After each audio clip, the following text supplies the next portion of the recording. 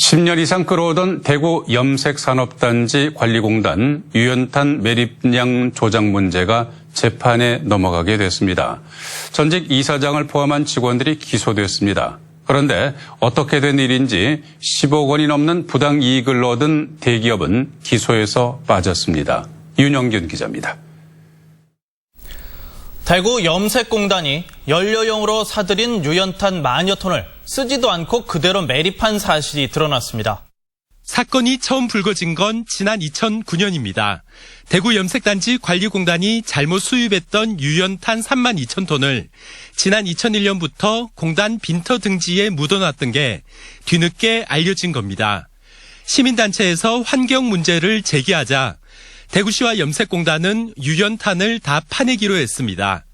하지만 묻혀있던 양을 16,000여 톤으로 절반 정도로 줄여 발표했습니다.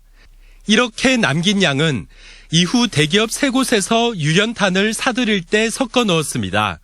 예를 들어 100톤을 산다며 가격을 지불한 뒤 실제로는 90톤만 받고 묻어놨던 유연탄에서 10톤을 더해 100톤을 맞추는 식입니다.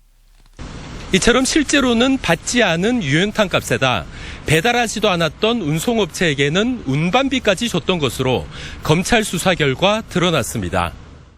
검찰은 이런 식으로 전 이사장 A씨와 직원 2명이 대구 염색공단에 끼친 손해가 15억 5천만 원에 달한다고 보고 이들을 불구속 기소했습니다.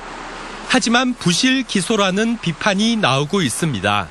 검찰의 기소대로라면 대구 염색공단이 본 손해 15억 원은 서류를 조작해가며 대기업의 이익으로 돌아갔지만 정작 이 돈을 받은 대기업들은 기소 대상에서 빠진 겁니다.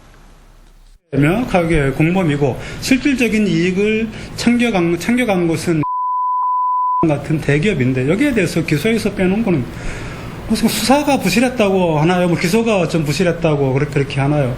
어떤 의미에서 보면 좀 상식적으로 기준을 보면 계속 이제 의심을 가질 수밖에 없는 어떤 그런 상황인 것 같습니다. 검찰은 또한 전 이사장 A씨와 이후 이사장을 맡은 B씨에 대해서는 보험업체로부터 보험을 드는 대가로 리베이트 1억 4천만 원을 받은 혐의로도 불구속 기소했습니다.